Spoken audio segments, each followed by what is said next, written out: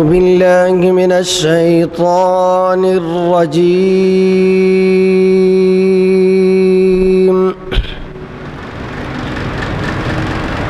بسم الله الرحمن الرحيم.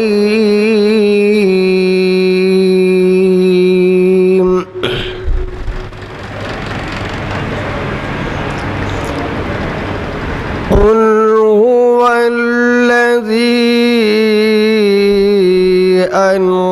أنشأكم وجعل لكم السمع والأبصار والأفئدة قليلا ما تشكرون.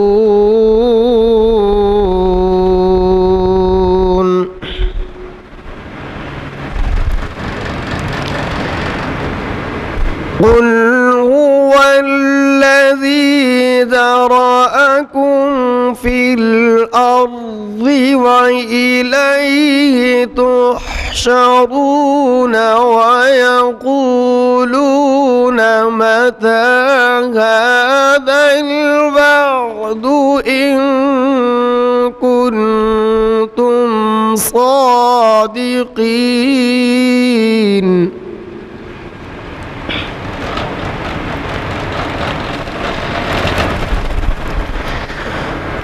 قل هو الذي ذرأكم في الأرض وإليه تحشرون ويقولون متى هذا الوعد إن كنتم صادقين.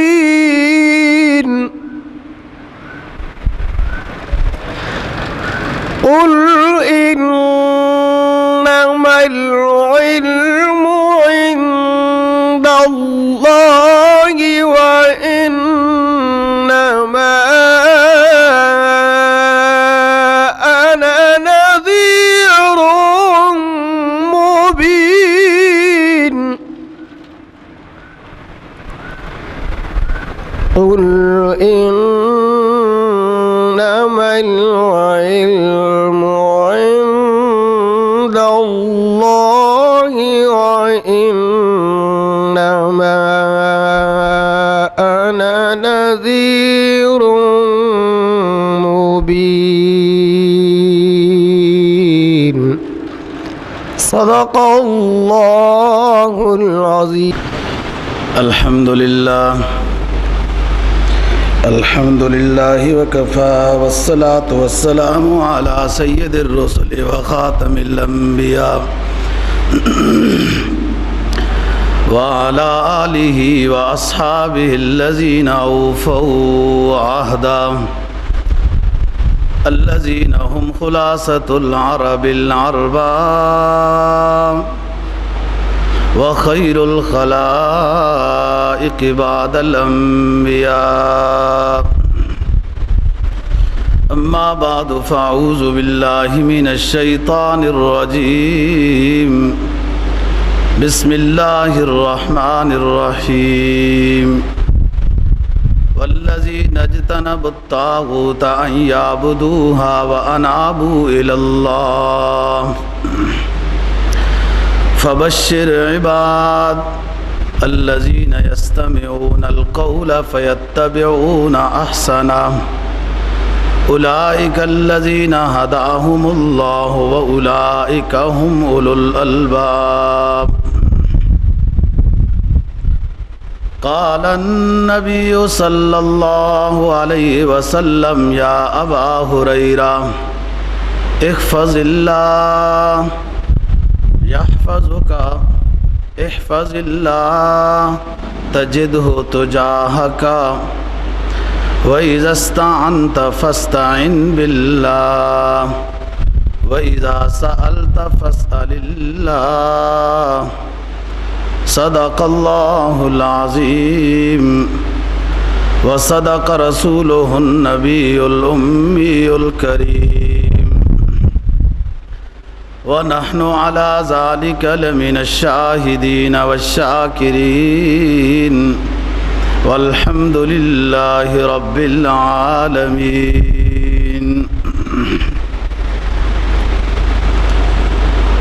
سورہ زمر کی 2 آیت کریمہ اور جناب نبی پاک صلی اللہ علیہ وسلم کا ارشاد تلاوت کیا ہے، جس کے اندر طاغوت سے بچنے کا اور اللہ رب العزت کی طرف انابت کا، رجوع کا، متوجہ ہونے کا حکم دیا گیا ہے۔ فرمایا والذی نجتنب الطاغوت ان یعبدوها،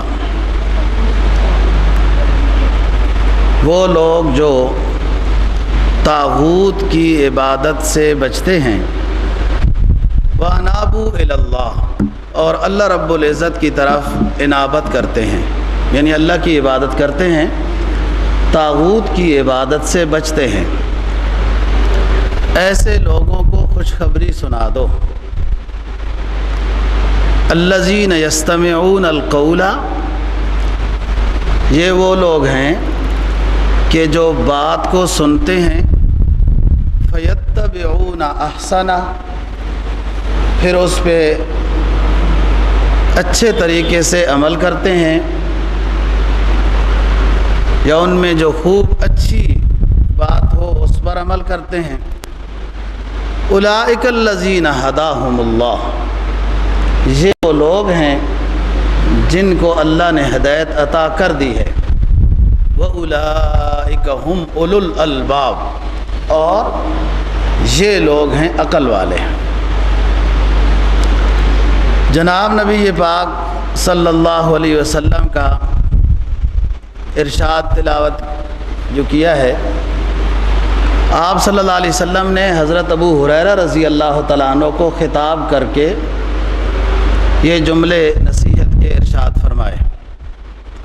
فرمایا یا ابا ہریرہ احفظ اللہ یحفظک،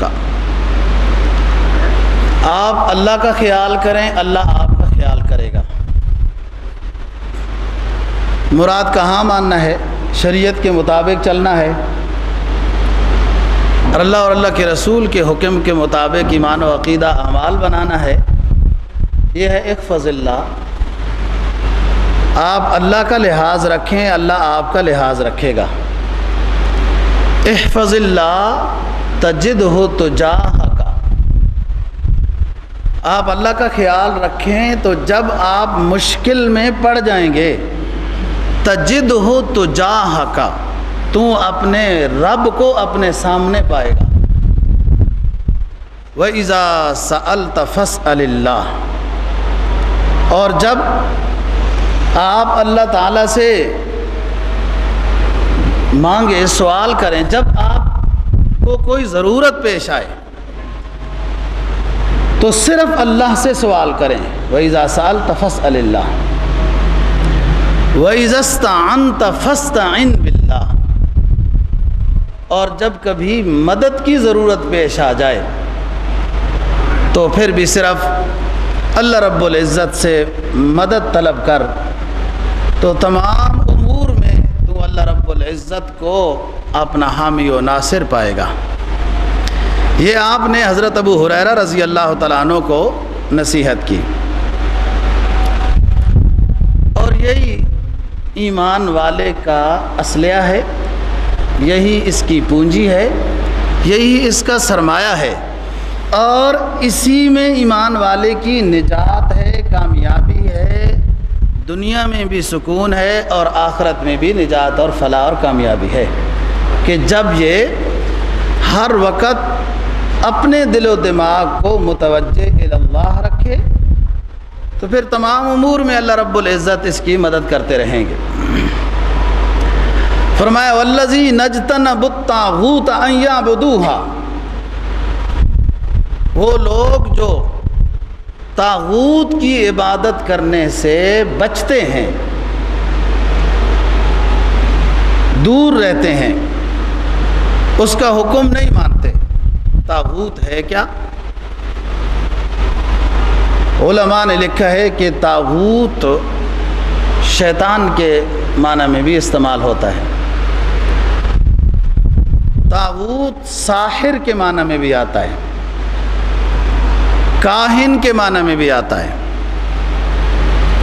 اوثان بت کے معنی میں بھی آتا ہے، اور سرکش گمراہ شخص کے بارے میں بھی آتا ہے، سرکش گمراہ کرنے والا، کل رأس فی الضلال، جو گمراہی کی طرف لے جانے میں لیڈر ہو، اس کے معنی میں بھی طاغوت آتا ہے۔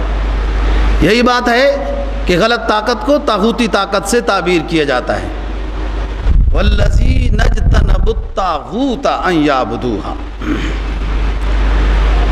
یہ لوگ جو ایمان والے ہیں یہ طاغوت کی عبادت سے بچ کر رہتے ہیں، اس کا کہا ماننے سے اجتناب کرتے ہیں، انکار کرتے ہیں، نافرمانی کر دیتے ہیں، طاغوت کی بات ماننے سے انکار کرتے ہیں، نافرمانی کرتے ہیں۔ علماء نے لکھا ہے دوستو کہ ہر وہ جو اللہ اور اللہ کے رسول کے راستے کے علاوہ کوئی اور راستہ دکھایا جا رہا ہے، یہ دکھانے والا شخص طاغوت ہے، اور اس کے ماننے، اس کے کہا ماننے والے اس کے پیروکار ہیں، اور یہ سرکشی کی طرف، اللہ اور اللہ کے رسول کی نافرمانی کی طرف لے کر جا رہا ہے، خواہ کافر ہو، غلط حکم دے رہا ہے اور اس میں مسلمانوں کو بھی ملوث کر کے لے کے جا رہا ہے۔ ایسی گیم اور ایسی پالیسی بنائی ہے کہ اس میں مسلمان بھی اس جال میں پھنس چکے ہیں، نہیں پھنسنا چاہیے تھا۔ یہ پھنسا اس لیے ہے کہ قرآن و سنت سے یہ غافل ہے، اس کے پاس نبی کی تعلیم نہیں ہے، جس کی وجہ سے یہ طاغوت کے جال میں پھنس گیا ہے اور اس طرف جا رہا ہے۔ تو فرمایا وَالَّذِينَ اجْتَنَبُوا الطَّاغُوتَ أَن يَعْبُدُوهَا، یہ نیک لوگ طاغوت کی عبادت کرنے سے، اس کا کہا ماننے سے بچ کر رہتے ہیں کہ اس میں ناکامی ہے، بربادی ہے، تباہی ہے، دنیا میں بھی اور آخرت کے اعتبار سے تو ضروری ہے، کیونکہ آخرت میں تو کامیابی صرف اس کی ہے جس نے اللہ اور اللہ کے رسول کی بات کو مانا ہے۔ وَأَنَابُوا إِلَى اللَّهِ، یعنی ایک تو شیطان کی، نفس کی، بتوں کی اس طرف یہ نہیں جاتے، پھر خاموش ہو کر بھی نہیں بیٹھتے، انابوا الی اللہ، یہ بندے متوجہ الی اللہ رہتے ہیں، صحیح تعلیم حاصل کرتے ہیں، پھر انابت الی اللہ میں مصروف رہتے ہیں، عبادات میں، معاملات میں، ہر امور میں یہ شریعت کو امام سمجھتے ہیں اور اس کے مطابق زندگی گزارتے ہیں۔ تو فرمایا فبشر عباد، ایسے لوگوں کی کے لیے بشارت ہے، ایسے لوگوں کے لیے بشارت ہے کہ یہ کامیاب لوگ ہیں۔ الذین یستمعون القول، یہ وہ لوگ ہیں جنہوں نے بات سنی ہے، یستمعون القول، بات سنتے ہیں، فیتبعون احسنہ، اور پھر پیروی کرتے ہیں۔ الذین یستمعون القول، قول سے کیا مراد ہے، کیا سنتے ہیں؟ مفسرین لکھتے ہیں کہ القول سے مراد قرآن پاک اور حدیث رسول صلی اللہ علیہ وسلم ہے۔ یہ قرآن و حدیث کو سنتے ہیں، ادب سے سنتے ہیں، اس کے معانی اور مضامین کو سمجھنے کی کوشش کرتے ہیں۔ فیتبعون احسنہ، پھر ان مضامین اور مفاہیم اور احکام میں جو بجا لانے والے ہیں ان کو بجا لاتے ہیں، کیونکہ قرآن نام تلاوت اور اس کے مضامین کے مطابق عمل کرنے کا ہے۔ اگر صرف کوئی تلاوت کر رہا ہے تو ایک جز پر عمل کر رہا ہے، ایک بات پر عمل کر رہا ہے، اچھی بات ہے، ثواب ہے، لیکن مضامین کو، مفاہیم کو سمجھنا کہ اس کے اندر پیغام کیا ہے۔ یہ صرف برکت والا تعویذ تو نہیں ہے کہ اس کو دروازے کے اوپر روشن دان میں رکھ دینا ہے کہ برکت رہے گی۔ برکت ضرور ہے، لیکن یہ کوئی پیغام والی کتاب ہے۔ اس میں مسلمانوں کے لیے ہدایات ہیں اور ہماگیر ہدایات ہیں، صرف عبادت کی نہیں، ہر طرح کی ہدایات اس میں موجود ہیں۔ تو الذین یستمعون القول، یہ قول کو سنتے ہیں، قرآن کو سنتے ہیں۔ یہاں ادب کا پیغام بھی آیا ہے کہ قرآن کو ادب سے سننا چاہیے۔ قرآن کی تلاوت ہو رہی ہو اور اپنے کام میں انسان مصروف ہو، اس کو نہ سن رہا ہو تو بے ادبی ہے۔ جب صحیح شوق اور ذوق ہو، فارغ ہو، تو پھر قرآن مجید کی تلاوت کو لگائے اور ادب سے سنیں۔ قرآن کی تلاوت ہو رہی ہو اور آگے سے بے ادبی کے الفاظ بولے جا رہے ہیں، شور کیا جا رہا ہے اور آوازیں کسی جا رہی ہیں، توجہ ہی نہیں ہے کہ قرآن کی تلاوت ہو رہی ہے، تو خطرہ ہے کہ یہ جرم قریب الی الکفر ہے، یہ بے ادبی قرآن کی۔ اتنا تو لوگ سمجھتے ہیں کہ قرآن مجید گرنے نہیں دینا چاہیے، ادب والی جگہ رکھنا چاہیے اور پشت نہیں ہونی چاہیے، یہ سارے ادب کی باتیں ہیں۔ اور قرآن نے کہا باوضو پکڑا کرو قرآن پاک کو، لیکن ساتھ ادب یہ بھی کہ جب تلاوت ہو رہی ہو تو اس کو خاموشی کے ساتھ سننا ہے۔ فرمایا وَإِذَا قُرِئَ الْقُرْآنُ فَاسْتَمِعُوا لَهُ وَأَنصِتُوا لَعَلَّكُمْ تُرْحَمُونَ۔ جب تمہارے سامنے قرآن مجید کی تلاوت کی جائے، قُرِئَ الْقُرْآنُ فَاسْتَمِعُوا لَهُ، اپنے کانوں کو پوری طرح اس تلاوت کی سننے میں متوجہ کر دو۔ وَأَنصِتُوا، اور زبان سے بولنا بند کر دو، لَعَلَّكُمْ تُرْحَمُونَ، پھر اللہ کی طرف سے تم پہ رحم و کرم برسنا شروع ہو جائے گا۔ دو باتیں، ایک کانوں کو اس طرف متوجہ کرنا ہے اور دوسرا زبان کو بند کر دینا ہے۔ یہی وجہ ہے کہ عام جمعے کے علاوہ عام دنوں میں ظہر اور عصر میں تلاوت خاموشی کے ساتھ کرنے کا حکم ہے نا، کہ لوگ مصروف ہوتے ہیں، شور ہوتا ہے، کام کاج آنا جانا ہو رہا ہے، قرآن کی تلاوت اونچی ہوگی تو بے ادبی ہو جائے گی۔ لوگوں کو بے ادبی سے بچایا۔ اور شام کو تو چھٹی ہو جاتی ہے نا، اب اسلام آباد میں لوگ 12 بجے چھٹی کریں رات کو تو وہ تو ان کی اپنی مرضی ہے، وہ تو 4 بجے چھٹی ہو جاتی ہے، دفتروں میں بھی ہو جاتی ہے، تو پھر اس کے بعد مغرب عشاء صبح سکون کے ساتھ پڑھیں اور تلاوت قرآن مجید کی تلاوت سن کر اپنے دل میں ایمان میں اضافہ محسوس کریں۔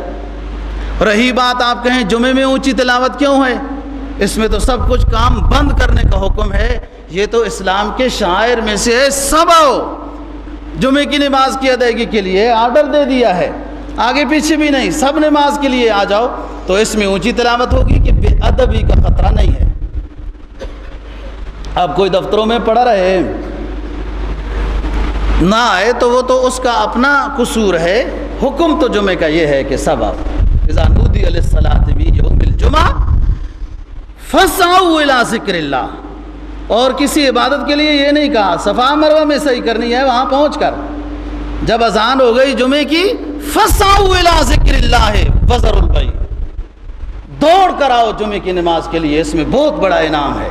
تو جیسے کوئی چیز تقسیم ہو رہی ہو تو دوڑتے دیکھا ہے منظر لوگوں کا کیسے دوڑتے ہیں، تو یہاں بھی کچھ تقسیم ہو رہا ہے جو نظر نہیں آتا ہے، اہل نظر کو نظر آتا ہے، اس لیے تو جلدی آتے ہیں، اور جن کو نظر نہیں آتا کچھ اور نظر آتا ہے، وہ کیا کہیں گے لوگ جمعہ پڑھنے نہیں جائیں گے، تو آخر میں پھر وہ بھی آ جاتے ہیں کہ کیا کہیں گے لوگ، یہ دفتر میں جمعہ پڑھنے بھی نہیں گئے، جبکہ پہلی اذان کے بعد کاروبار کو بند کرنا واجب ہو گیا ہے، مصروف مشغول فی دنیا گناہ ہو گیا ہے، اس رزق میں حرمت آ گئی، مکروہ ہو گیا جو اذان کے بعد کمایا گیا ہے، بھلے وہ کوئی صحیح چیز ہی بیچ رہا ہو، حرام چیز نہ بھی بیچ رہا ہو، مسواک وغیرہ راستے میں آتے ہوئے خرید لیا تو اس کی گنجائش ہے کہ اس میں صحیح جمعہ میں وہ تاخیر ممکن نہیں ہے کہ وہ جلدی سے ہو جاتا ہے فیصلہ، اور وہ بھی جمعے کی تیاری ہے۔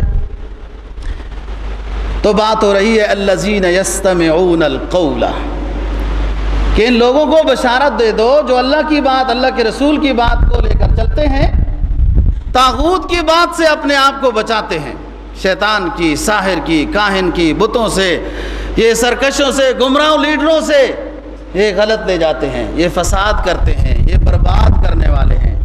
وہ ذات آباد کرنے والی ہے، وہ آباد ہی تو کرنے والی ہے کہ آدم علیہ السلام کو جنت سے دنیا میں بھیجا کہ دنیا کو میں نے بنایا ہے، اس کو اب آباد کرنا ہے، وہ آباد کرنے والی، اس لیے خلیفے اپنے بھیجے، انبیاء اللہ کے خلیفے ہوتے ہیں تاکہ انسان میں سرکشی کا مادہ ہے اس کو درست کیا جائے اور خیر کی طرف اس مادے کو لگایا جائے۔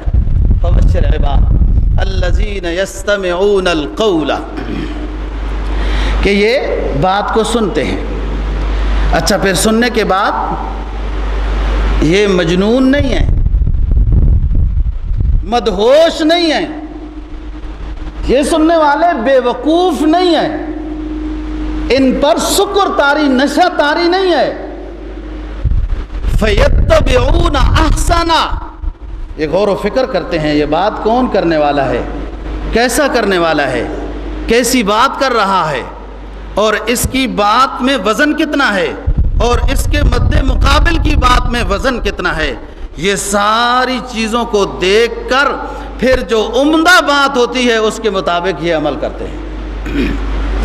یہ نشہ نہیں پلایا گیا صحابہ کرام کو کہ نشہ پی کر پھر رسول اللہ صلی اللہ علیہ وسلم پر ایمان لاتے گئے، مجنون نہیں تھے، سکر طاری نہیں تھا، بے وقوف نہیں تھے، یہ سمجھ سوچ کے مطابق، یہ غور و فکر کر کے کہ یہ دعوت کیا دے رہا ہے، کن چیزوں سے روک رہا ہے کہ بچیوں کو قتل نہ کرو، ڈاکے نہ ڈالو، چوریاں نہ کرو، قتل و قتال نہ کرو، سودی لین دین نہ کرو، بتوں کی عبادت، یہ پتھر ہیں تم نے خود بنائے ہیں، ان کی عبادت نہ کرو، اللہ وحدہ لا شریک ذات ہے اس کی عبادت کرو۔ تو جب غور و فکر کیا انہوں نے اس بات کو سن کر تو فَيَتَّبِعُونَ أَحْسَنَ، تو پھر خوب عمل کیا۔ احسنہ کی ایک تفسیر تو یہ ہے کہ پوری باتیں اسلام کی سامنے آئیں، ان میں بعض امور میں دو پہلو ہوتے ہیں، لیکن ایک میں شریعت نے کہا یوں کرنا جائز ہے، اور اس میں کہا کہ ہمیں زیادہ پسند ہے، یوں کرنا جائز ہے اور یہ کرنا ہمیں زیادہ پسند ہے۔ اب یہ جو لوگ ہیں یہ احسن پر عمل کرتے ہیں، مثلا کسی نے ظلم کر دیا تو اس کو سزا دینا جائز ہے، جتنا اس نے ظلم کیا ہے، مارا ہے، پیٹا ہے، کوئی بازو توڑا ہے، قتل کیا ہے، یہ قصاص ہے، یہ شخص اس کا اہل ہے کہ وہ اتنا بدلہ اس سے لے سکتا ہے، لیکن وَإِن تَعْفُوا وَتَصْفَحُوا فَهُوَ خَيْرٌ لَكُمْ، لیکن اگر معاف کر دو گے تو یہ ہمارے حبیب کی سنت ہے، درگزر کر دو گے، معاف کر دو گے، چھوڑ دو اس کو، اللہ کے سپرد کر دو، تو پھر یہ احسن ہے۔ یہ جو نیک لوگ ہوتے ہیں یہ جائز پر نہیں احسن پر عمل کرتے ہیں۔ مثلا نماز 3 بجے بھی آج کل صحیح ہے ظہر کی، اس کے بعد بھی، لیکن یہ جو جائز ہے نماز وہ قضا نہیں ہے، اور یہ جامع مسجد میں جماعت کے ساتھ اول وقت میں ادا کر رہے ہیں، یہ احسن پر عمل کر رہے ہیں، وہ جواز پر عمل کر رہے ہیں۔ ایسی اور بہت ساری باتیں ہیں شریعت میں۔ فَيَتَّبِعُونَ أَحْسَنَ کی ایک تفسیر یہ ہے۔ دوسری تفسیر یہ ہے کہ يَسْتَمِعُونَ الْقَوْلَ، یہ باتیں سنتے ہیں، یہ نیک لوگ ہر کسی کی بات سن لیتے ہیں، لیکن جس کی بات سنتے ہیں اسی کے پیچھے نہیں لگ جاتے۔ یہ سب مسلمان سمجھتے ہیں کہ میڈیا ان کے قبضے میں ہے، اور پھر اس کا پروگرام دیکھ کر اسی کا ذہن بنا لیتے ہیں۔ تو بات سننا اور بات ہے، اپنے زاویہ نظر کو بدل دینا یہ اور بات ہے۔ استقامت تو ہو نا، اپنے منشور پر دسترس تو ہو، اس پر واقفیت تو ہو، اس اپنے مسلک پر قوی دلائل تو ہو، سن لیں ان کی۔ سب کہتے ہیں میڈیا ان کے قبضے میں ہے، پھر ان کے پروگرام دیکھ کر ان کا گیت گانے لگ جاتے ہیں کہ ہاں یہ یوں ہی ہو رہا ہے اور فلان ہو رہا ہے، یہ ہرگز یوں نہیں ہو رہا۔ تو الذین یستمعون القول، یہ بات سب کی سنتے ہیں، نیک لوگوں کی بھی سنتے ہیں، فلاں بھی سنتے ہیں، فلاں بھی سنتے ہیں، احوال زمانہ سے بے خبر نہیں باخبر ہیں۔ اور باخبر وہ مومن جو احوال زمانہ سے باخبر ہے، اس کو فقیہ کہا، سمجھدار کہا شریعت نے۔ احوال زمانہ سے بے خبری یہ کوئی محبوب عمل نہیں ہے، لیکن احوال زمانہ سے باخبر ہو کر انہی احوال کا بن جانا یہ حماقت ہے۔ اپنے منشور اور مسلک کی واقفیت اور دلائل قوی ہوں، اور پھر توازن کرے کہ یہ کیا کہہ رہے ہیں۔ میں تو ہر مثبت کو منفی سمجھتا ہوں اخبار کو، اور ہوتا اسی طرح ہے کئی دفعہ۔ تو الذین یستمعون القول، بات سب کی سنتے ہیں، فیتبعون احسن، پھر توازن کرتے ہیں، جو بات قرآن و سنت کے مطابقت کرتی ہے اس کی پیروی کرتے ہیں۔ ہر کسی نے جیسے کہہ دیا اسی کے مطابق عمل بنا لیا، یہ غلط بات ہے۔ انسان کا جو مسلک ہے وہ مضبوط ہو اور اس پر استقامت کے ساتھ ہو، ایسا نہیں کہ یہاں کچھ بات سنی تو یہاں کے رہ گئے، جب باہر نکلے تو کسی دنیا دار نے کوئی اور نعرہ لگایا تو اسی کے ساتھ چل پڑے، یہ نہیں ہے۔ مومن وہ ایک آدھ دفعہ تو دھوکہ لے لے تو کھا لیتا ہے، حدیث میں آتا ہے بار بار وہ اس سوراخ سے اپنے آپ کو نہیں ڈساتا، پھر اس کو فکر لگ جاتی ہے، یہ ٹھوکر کھا کر پھر پکا ہو جاتا ہے۔ رنگ لاتی ہے حنا پتھر پہ پس جانے کے بعد، تو یہ انسان بھی انسان بنتا ہے ٹھوکر کھانے کے بعد، تو ایک آدھ دفعہ ہے، ہمیشہ نہیں۔ الذین یستمعون القول فیتبعون احسن، باتیں سب کی سنی، یہ دوسری تفسیر ہے، لیکن اس بات کے مطابق عمل کیا جو قرآن و سنت کی ترجمانی کرتی ہے، جو طاغوت کی ترجمانی کرتی ہے، اس بات پر ان کا عمل نہیں۔ اولئک الذین ھداھم اللہ واولئک ھم اولو الالباب، یہی ہدایت والے، اللہ نے ان کو ہدایت دے دی ہے، اور یہی عقل مند ہیں۔ عقل مند کون ہوتے ہیں؟ وہ ہوتے ہیں جو رسم و رواج پر اور اس طرح کے خرافات کی طرف ان کا دماغ نہیں جاتا، بڑا صاف ستھرا دماغ ہوتا ہے، اور پاکیزہ صاف ستھرے پیغامات جو نبی پاک صلی اللہ علیہ وسلم پر نازل ہوئے نا، ان کو یہ حاصل کرتا ہے، یہ دماغ، یہ اولو الالباب ہوتے ہیں۔ تو فیتبعون احسن کی تفسیر دوسری بتائی، فیتبعون احسن کہ تیسری تفسیر یہ ہے کہ وحی کو احسن طریقے سے، تعلیمات نبوت کو احسن طریقے سے حاصل کرتے ہیں، احسن طریقے سے حاصل کرتے ہیں، پھر اس کے مطابق عمل ان کا ہوتا ہے۔ یہ جو لفظ حسن یا احسن ہے یا حسنہ، قرآن مجید میں سینکڑوں مرتبہ استعمال ہوا ہے، اور ہر جگہ پر اپنے سیاق و سباق کے لحاظ سے اس کا معنی اور مفہوم ہے۔ جہاں پر قرآن مجید نے لفظ احسن کو وحی کے بارے میں استعمال کیا ہے. فرمایا وَكَتَبْنَا لَهُ فِي الْأَلْوَاحِ مِنْ كُلِّ شَيْءٍ مَوْعِظَةً وَتَفْصِيلًا لِكُلِّ فَخُذْهَا بِقُوَّةٍ وَأْمُرْ قَوْمَكَ يَأْخُذُوا بِأَحْسَنِهَا سَأُرِيكُمْ دَارَ الْفَاسِقِينَ. وَكَتَبْنَا لَهُ فِي الْأَلْوَاحِ مِنْ كُلِّ شَيْءٍ مَوْعِظَةً وَتَفْصِيلًا لِكُلِّ فَخُذْهَا بِقُوَّةٍ وَأْمُرْ قَوْمَكَ يَأْخُذُوا بِأَحْسَنِهَا سَأُرِيكُمْ دَارَ الْفَاسِقِينَ. اللہ رب العزت اپنے پیغمبر حضرت موسیٰ علیہ السلام کو حکم دے رہے ہیں کہ ہم نے آپ کو توریت دی ہے تختیوں میں، اور اس میں ہر طرح کی تعلیمات سے ان تختیوں کو آراستہ کر دیا ہے. ہر طرح کی ہدایات اس میں، وہی والی نورانی تعلیمات اس میں لکھ دی ہیں. اور اب آپ کا کام یہ ہے فَخُذْهَا بِقُوَّةٍ،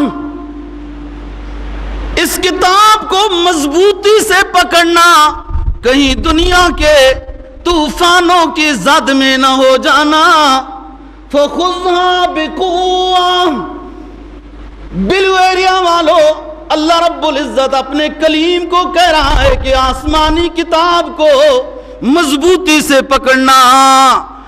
کوئی امکان نہیں ہے اللہ کے پیغمبر کی سستی کے بارے میں کہ اللہ کا پیغمبر کتاب کو پکڑنے میں سستی کرے گا. لیکن یہ ربانی علوم ہیں، نورانی علوم ہیں، لوح محفوظ کے علوم ہیں، اللہ رب العزت کی کلام ہے. اس کو مضبوطی والے قلوب اور ہاتھ چاہیے، ورنہ زمانے کے طوفانوں کے حوالے ہو جاتے ہیں. بہت سارے پکڑ کر بھی فَخُذْهَا بِقُوَّةٍ. اے کلیم، ایک تختی پہ نازل ہونے والے علوم کو مضبوطی سے پکڑنا. وَأْمُرْ قَوْمَكَ، اور پھر اپنی قوم بنی اسرائیل کو بھی یہ آرڈر دے دینا یَأْخُذُوا بِأَحْسَنِهَا. اس تعلیم تختیوں پر نازل ہونے والی تعلیمات ساری کی ساری کو احسن طریقے سے آپ کی قوم لے لے. ایسا نہ کرے کہ بعض اسلامی احکام پر تو عمل کرے اور جو مزاج کے مطابق نہ ہو ان کو چھوڑ دے. سوریکم دار الفاسقین. اور جو قوم آسمانی ہدایات کو مضبوطی سے نہیں پکڑے گی اور عمل کی دنیا میں نہیں لائے گی، یا بعضوں کو اپنائے گی بعضوں کو پسے پش چھوڑ دے گی، یہ فاسق ہیں. اور اے کلیم، میں ان قریب آپ کو فاسقوں کا ٹھکانہ بھی دکھا دوں گا. سوریکم دار الفاسقین. یہاں پر احسن کے لفظ سے آسمانی علوم کو مراد لیا گیا ہے. تو فیتبعون الذین یستمعون القول فیتبعون احسنہ، کہ آسمانی علوم کو سنتے ہیں اور پھر ان آسمانی علوم کے مطابق مکمل عمل کرتے ہیں. مکمل عمل، آدھا عمل نہیں. یہ پھر اس سے کامل ایمان نہیں نصیب ہوتا. اور دوسری جگہ پر اسی لفظ کو استعمال کیا ہے عبادت میں اعلیٰ مقام کے لحاظ سے، جس کو حدیث جبرائیل میں رسول اللہ صلی اللہ علیہ وسلم سے جب سوال کیا جبرائیل نے کہ مل احسان، آپ نے فرمایا تعبد اللہ کأنک تراہ فإن لم تکن تراہ فإنہ یراک. جبرائیل آئے حضرت کی خدمت میں اور عرض کیا کہ حضرت احسان کیا ہے؟ آپ نے فرمایا احسان یہ ہے کہ تم اللہ کی عبادت کرو اس انداز میں کہ تم اللہ کو خود دیکھ رہے ہو. اور اگر یہ مقام حاصل نہیں ہے تو پھر یہ دوسرا درجہ تو ضروری ہے کہ فَإِنَّهُ يَرَاكَ، کہ اس انداز میں عبادت کرو کہ اللہ آپ کو دیکھ رہا ہے۔ یہ احسان کا معنی قرآن مجید نے بیان کیا ہے، فرمایا وَأَحْسِنُوا إِنَّ اللَّهَ يُحِبُّ الْمُحْسِنِينَ۔ اے ایمان والو، عبادت احسان کے درجے کی کرو، اس انداز کے عابد بنو کہ تم اللہ کو خود دیکھ رہے ہو۔ اگر یہ ظرف ابھی نہیں ملا تو مجاہدہ کرو، محنت کرو، لیکن یہ دوسرا احسان کا درجہ ضروری ہے کہ اللہ تمہیں دیکھ رہا ہے۔ جب یہ درجہ بھی مل جائے گا فَإِنَّ اللَّهَ يُحِبُّ الْمُحْسِنِينَ، تو پھر اللہ پاک ایسے احسان کرنے والوں، ایسے نیکی کرنے والوں کو پسند کرتے ہیں۔ قرآن مجید نے اس لفظ حسن کے معنی ایک جگہ پہ استعمال کیے، اچھے انداز میں گفتگو کرنا تاکہ مخاطب کے دل میں گھس جائے۔ آپ نے وہ حدیث سنی نا، ان من البیان لسحرا، جناب کا فرمان ہے کہ بعض بیان ایسے ہوتے ہیں جیسے جادو ہیں، کہ وہ دل میں ایسے گھس جاتے ہیں۔ وہ ایک واقعہ پیش آیا تھا، ایک وفد آیا تھا، جناب سے بیان سنا، اور وہ وفد کا جو امیر تھا اس نے اپنے ساتھیوں کو ادھر سائیڈ میں پلر کے ساتھ اکٹھا کر دیا کہ معلوم نہیں تم نے حضرت کی بات صحیح سنی سمجھی بھی ہے کہ نہیں، ادھر آؤ، میں وہ اس کی دوبارہ تمہیں یاد دہانی کرا دیتا ہوں، تکرار کرا دیتا ہوں، مذاکرہ کراتا ہوں حضرت کی بات کا۔ آپ نے تھوڑی دیر کے بعد جب وہ بات سنی، وہ اس انداز میں بات سمجھا رہا تھا جو جناب بھی خوش ہو گئے۔ فرمایا ان من البیان لسحرا، کہ بعض بیان تو جادو ہوتے ہیں۔ ایک صحابی کی تعریف میں، آپ حوصلہ افزائی کرنے میں بڑے سخی تھے، آپ تو ہر امور میں ہی بہت سخی تھے نا، بہت سخی تھے حضرت، کان اجود الناس، لوگوں میں آپ سے زیادہ کوئی سخی دنیا میں نہیں آیا، ہر صفات میں آپ اونچے ہیں، آپ کا کوئی ہم مثل نہیں۔ بعض تو محبین نے بات کہی کہ اللہ وحدہ لا شریک، ذات کا کوئی مثل نہیں، اس کی الوہیت میں اور نبی کے پیغمبر ہونے میں بھی کوئی مثل نہیں، اس کی نبوت اور پیغمبر اور ہر صفات میں یہ ایک ہیں، اپنی نبوت میں وہ ایک ہے، اپنی الوہیت میں۔ تو آپ تو سخی تھے، لیکن اپنے ساتھیوں کی حوصلہ افزائی کرنے میں بھی بہت سخی تھے، اس سے دل بڑا ہوتا ہے، پھر انسان اور آگے بڑے بڑے کام انجام دیتا ہے۔ تو بعض بیان گویا کہ بہت اچھے ہیں، ان بیانوں میں یہ ہے ادعو الی سبیل ربک بالحکمہ والموعظۃ الحسنہ، اچھے انداز میں اچھی طرح نصیحت کی جائے کہ تاکہ لوگوں کے دلوں میں آئے۔ اس معنی میں بھی قرآن مجید نے اس لفظ کو استعمال کیا، فرمایا وَقُولُوا لِلنَّاسِ حُسْنًا وَأَقِیمُوا الصَّلَاةَ وَآتُوا الزَّکَاةَ، تم لوگوں کو اچھے انداز میں گفتگو کرو، واضح و نصیحت حکمت بری اپنی کلام سے کرو، بشرو ولا تنفروا، یسروا ولا تعسروا۔ جناب کا فرمان نقل کر رہا ہوں کہ لوگوں کو بشارتیں سناؤ کہ دین میں یہ خوبیاں ہیں، دین سے متنفر نہ کرو، ایسے کارنامے کر کے سادہ لو ایمان والوں کو دین سے دور نہ کرو، یسروا ولا تعسروا، آسانیاں پہلے سکھاؤ، آسانیاں جب دل بن جائے گا تو مشقتیں بھی یہ برداشت خود کرنے لگے گا، لیکن آپ ان کو مشقتوں میں نہ ڈالو۔ دلا کسی صاحب دل نے بات کہی، دلا خوش باغ و گلزار بودی کہ گائے منزل دلدار بودی چنا بودی کی بے گوید نبودی جو پر از ذکر و فکر یار بودی اے دل اپنے باغوں میں اپنے گلستانوں میں اپنے پھول کی مہکوں میں خوش ہو جا، اس لیے کہ اے دل تیرے اندر اللہ رب العزت موجود ہیں۔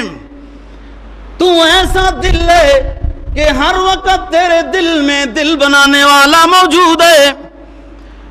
چنا بودی کہ میں گوید نبودی، میں کہتا ہوں جو اللہ کو یاد کرنے والا دل ہوتا ہے وہ خوشبوؤں میں معطر ہوتا ہے، وہ سیر فی اللہ معرفت کے سیر فی اللہ کے سفروں میں مدہوش ہوتا ہے، خوش و خرم ہوتا ہے۔ میں کہتا ہوں اور اگر نہیں مانتے ہو تو اللہ کو یاد کر کے دیکھ لو، تمہارا دل بھی باغ بن جائے گا۔ چنا بودی کی میں گوید نبودی، میں کہتا ہوں جس نے دل میں اللہ اللہ اور اللہ کے رسول کی محبت کو سجایا ہے، بسایا ہے، ٹھکانہ دیا ہے، جگہ دی ہے، تو وہ دل گلزار ہے۔ کون کہتا ہے کہ وہ دل گلزار نہیں ہے؟ چنا بودی کہ میں گوید نبودی، چون از پر ذکر فکر چون از پر ذکر و فکر یار بودی۔ اب دنیا کے بادشاہوں کے خوشامد کرنے والوں کو ہم اپنے بادشاہ کی سے وہ نہیں کرتے، سمجھاتے ہیں بات کو۔ اللہ صاحب کو ہدایت دے۔ دنیا کے بادشاہوں کی خوشامد کرنے والوں اس توقع سے خوشامد کرتے ہیں نا، اور بعض پیر میں نے دیکھے ہیں مریدوں کی خوشامد کرتے ہیں، کچھ لے کے آئیں گے، کچھ خزانہ بنے گا۔ بعض امام مسجدوں کو میں نے دیکھا ہے کمیٹی والوں کے جوتے سیدھے کرتے ہوئے، یہ خوشامد ہے نا کہ کچھ دیں گے۔ اور بعض حکومتی لوگوں کو بھی دیکھا ہے اپنے بادشاہوں کی خوشامدیں کرتے ہیں کہ کچھ مل جائے گا۔ معلوم نہیں یہ دنیا کے کنگالوں سے ان خوشامد کرنے والوں کو کیا ملے گا، لیکن اللہ رب العزت تو مالک الملک ہے، شہنشاہ ہے، خزانوں کا مالک ہے، وہ داتا ہے، سب کچھ دینے والا ہے۔ جو اس کی حقیقی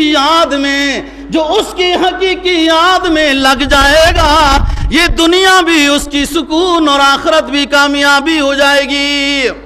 تو یہ صاحب دل کہتا ہے فَيَتَّبِعُونَ أَحْسَنَ، کہ قول کو سنتے ہیں اور پھر اچھے انداز میں بات کرتے ہیں۔ تو بات ہو رہی تھی کہ قُولُوا لِلنَّاسِ حُسْنًا،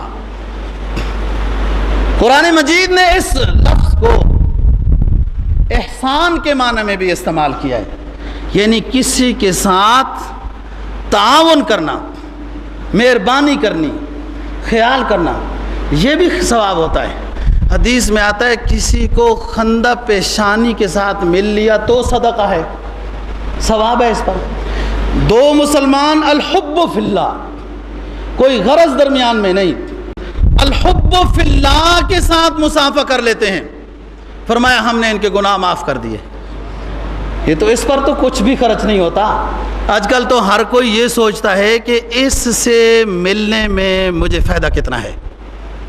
یہ 24 گھنٹوں کی سوچ ہے، میں درس میں بیان کر چکا ہوں کہ ہر کوئی شخص مراقبہ کرے کہ میرے 24 گھنٹوں میں میرے اکثر گھنٹوں کی افکار کیا ہیں۔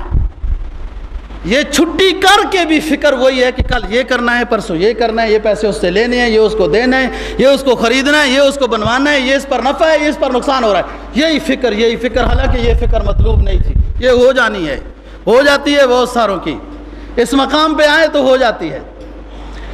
قولوا للناس حسنا.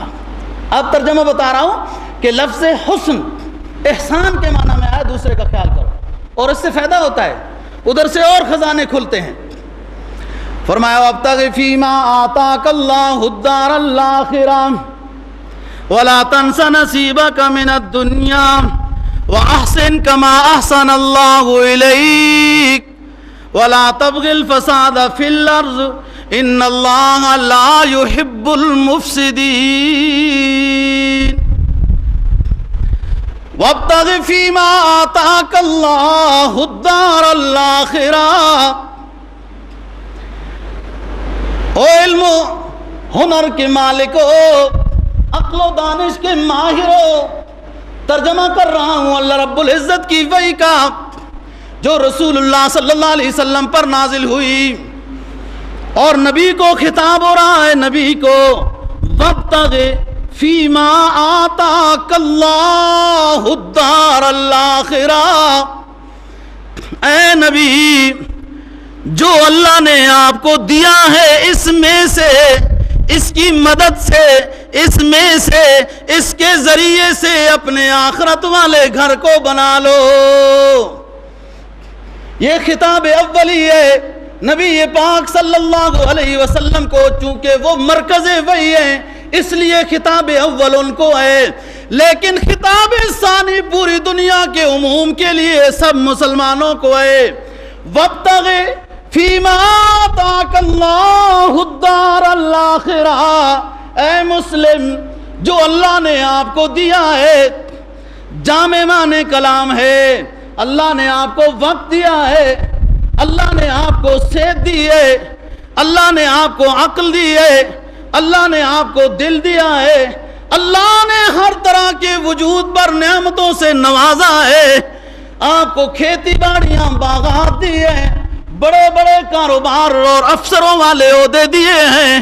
یہ وابتغ فیما آتاک اللہ الدار الآخرہ. جو اللہ نے تجھے نعمتیں عطا کی ہیں مسلم، اس سے اپنا آخری گھر بنا لے.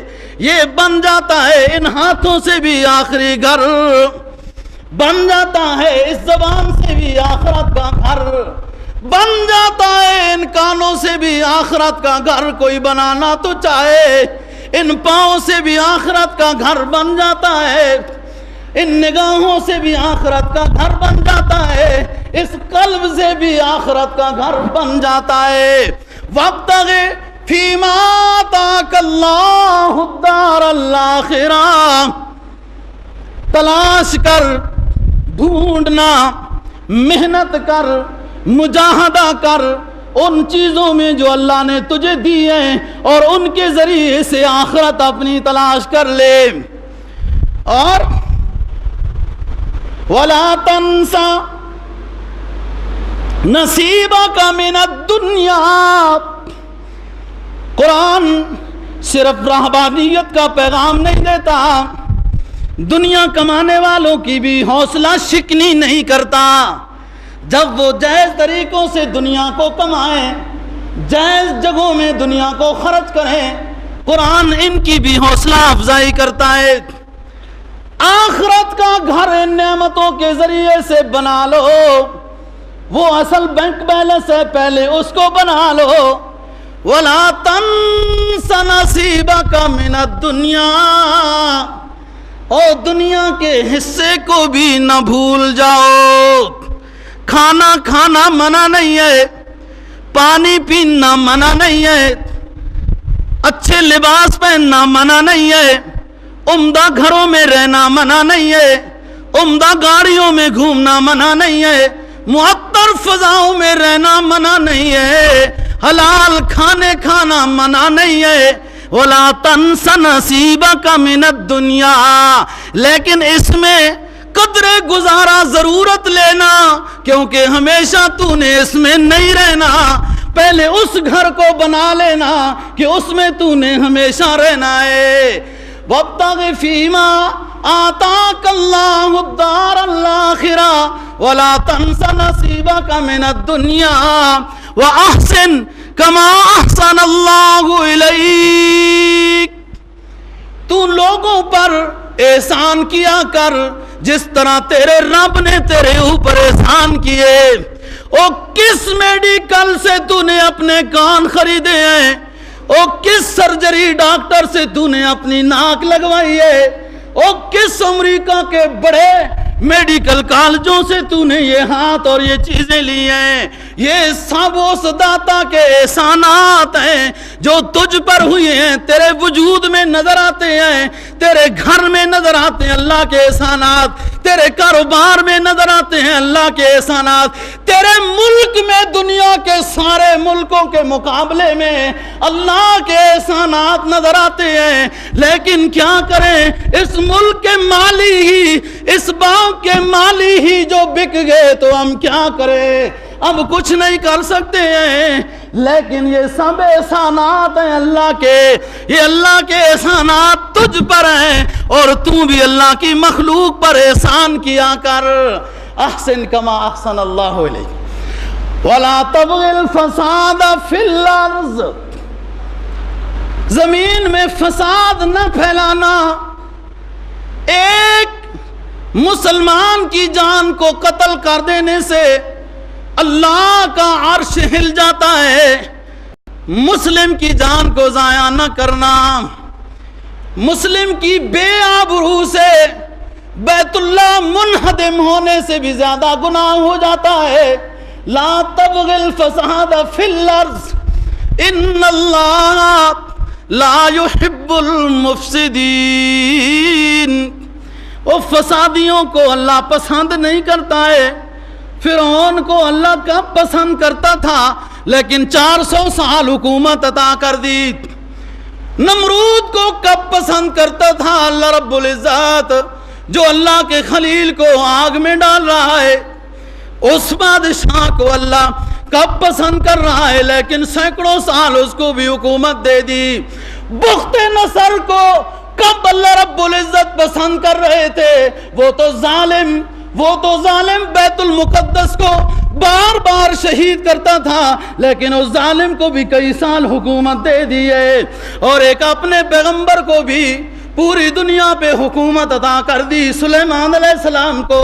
پھر اپنے ایک ولی کو بھی حکومت عطا کر دی ہے، ذوالقرنین کو، سکندر ذوالقرنین کو، کہ پوری دنیا کے بادشاہ صرف دنیا میں ایسے نہیں گزرے کہ وہ ظالم ہی ہو۔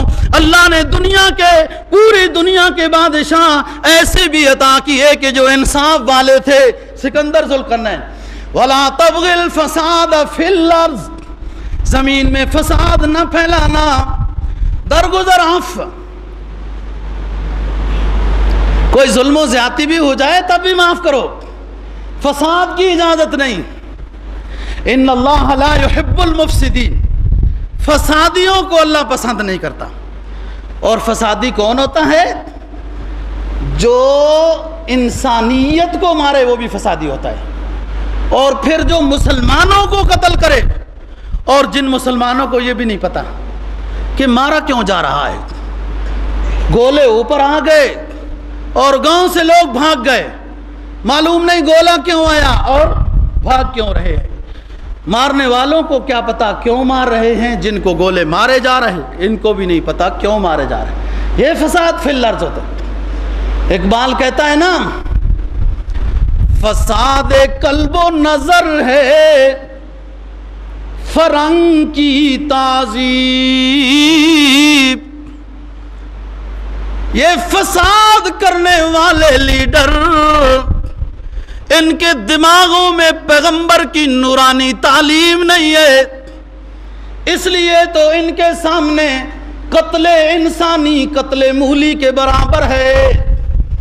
اگر کسی لیڈر اور جنرل کے قلب و جگر میں محمد عربی صلی اللہ علیہ وسلم کی نورانی تعلیم ہو، فرنگی تہذیب کی تعلیم نہ ہو، اور حجاز میں اٹھنے والے سراج منیر کی نورانی تعلیم سے جس کا قلب و جگر روشن ہو، وہ تو کسی جانور کو بھی نہیں قتل کرے گا۔ اقبال کہتا ہے فساد قلب و نظر ہے فرنگ کی تہذیب، کہ روح اس مدنیت کی روح اس مدنیت کی نہ رہ سکی عفیف. فرنگی تہذیب یہ ہے حیا بیچنا پڑے گا، نگاہوں کا بھی دل کا بھی حیا بیچنا پڑے گا، قدموں کا حیا بھی بیچنا پڑے گا، ہاتھوں کا حیا بھی بیچنا پڑے گا، زبان کا حیا بھی بیچنا پڑے گا. خنازیر کا گوشت کھلا کر شراب پلائیں گے، تجھے چیک کریں گے یہ کتنا ہمارا ہے. تو فساد قلب و نظر ہے فرنگ کی تہذیب کہ روح اس مدنیت میں رہ نہ سکی عفیف، کہ روح اس نظام کے ماننے میں پاک دامن نہیں رہ سکتی، پھر گناہگار ہو جاتی ہے. تو وَلَا تَبْغِ الْفَسَادَ فِي الْأَرْضِ، زمین میں فساد کی اجازت نہیں. احسن کما احسن اللہ علیہ. احسان ہوتا کیا ہے؟ احسان کے دوستوں کئی درجات ہیں. مختصر بات یہ، احسان یہ بھی ہے کہ کوئی کچھ بھی نہیں جاننے والا اس کے ساتھ تعاون کر دیا جائے، اس کی مدد کر دی جائے. احسان احسان چلتے چلتے احسان سب سے اونچا احسان حقوق العباد میں کہ جس نے زیادتی کی آپ کے ساتھ، ظلم کیا آپ کے ساتھ، للکارا ہے آپ کو. یہ تو ایسے واقعات ہیں نا بھائی. فتح مکہ میں ابو سفیان کون ہے جس کے بارے میں یہ بتایا جا رہا ہے کہ من دخل دار ابی سفیان کان آمنا. صفا پہاڑی کے نیچے بیٹھنے والی ہندا کون ہے جس نے وحشی کے ذریعے سے حمزہ کو قتل کرایا؟ ابو سفیان کون ہے جس نے غزوہ احد میں کمان سنبھالی؟ جب آگئے کہ حضرت ہم اب کچھ نہیں کریں گے، آپ نے فرمایا لا تثریب علیکم اليوم، معاف ہے. للکارا تھا، جنہوں نے قتل کیے تھے آپ کے ساتھی ان کو بھی معاف کیا. تو احسان کا سب سے اونچا درجہ یہ ہے کہ جو آپ کے ساتھ زیادتی کر رہا ہے اس کو بھی معاف کر دو. یہ اور قرآن نے کہا وَمَنْ أَحْسَنُ قَوْلًا مِّمَّنْ دَعَا إِلَى اللَّهِ وَعَمِلَ صَالِحًا وَقَالَ إِنَّنِي مِنَ الْمُسْلِمِينَ. ادفع بالتي هي أحسن فإذا الذي بينك وبينه عداوة كأنه ولي حميم. سب سے اونچی اور پیاری بات جو اللہ کو پسند ہے وہ تو یہ ہے کہ جو شخص لوگوں کو اللہ کی دعوت دے رہا ہے، رسالت کی دعوت دے رہا ہے، شریعت کی دعوت دے رہا ہے، اللہ کو یہ ادا بہت پسند ہے. اور احسان کا مقام یہ ہے کہ ادفع باللتی ہی احسن. آپ احسان کا معاملہ کرو، رحم و کرم کا معاملہ کرو، عفو درگزر کا معاملہ کرو، بخششوں کا معاملہ کرو. اللتی ادفع باللتی ہی احسن فاذا الذی بینک وبینہ عداوۃ کأنہ ولی حمیم. اس کے ساتھ احسان کا معاملہ کرو، اس کے ساتھ احسان کا معاملہ کرو. جو کل تمہارے ساتھ دشمنی کر رہا تھا آج احسان کرو، کل تمہارا یہی باڈی گارڈ بن جائے گا. یہی تو ہوا نا حنین میں، ابو سفیان باڈی گارڈ بنا ہوا ہے. یہی تو ہوا نا پھر دوستو تبوک میں، خیبر میں، کہ خالد بن ولید رضی اللہ تعالیٰ عنہ آپ کی مہار پکڑ کر آپ کی حفاظت کرتا ہوا جا رہا ہے. احسان کا معاملہ، درگزر کا معاملہ. ہماری درخواست بھی حکومت سے یہی ہے کہ جو بے عقل ہیں، ہمیں نہیں پتا کون طالب کون غیر طالب، اور یہی فتن کا دور ہے دوستو کہ جو حق سمجھ میں نہ آ سکے، ایسے مختلف قسم کی خبریں ہیں کہ جس سے حقیقت سمجھ میں نہیں آ سکتی. بے عقل ہیں کوئی، لیکن کوئی احسان کا معاملہ ہو کہ جو لوگ بیچارے بے گناہ در بدر بے گھر ہو رہے ہیں، ان کی داستان دوستو نہ آنکھوں سے دیکھی جا سکتی ہے اور نہ سنی جا سکتی ہے. تو حکومت سے بھی یہی درخواست ہے کہ ان بھولے بھالے بیچارے بے گناہوں لوگوں کو تکلیف دینے سے، تکلیف پہنچانے سے بچو، کہیں اللہ کا عذاب نہ آ جائے۔ ان کے دل کیا کہہ رہے ہوں گے، ان کی زبانیں اور ان کی سوچ کیا ہوگی کہ جن لوگوں کو در بدر کر دیا گیا ہے۔ تو اللہ تعالیٰ جلدی کوئی عافیت کا معاملہ فرمائے۔ وآخر دعوانا الحمدللہ رب العالمین۔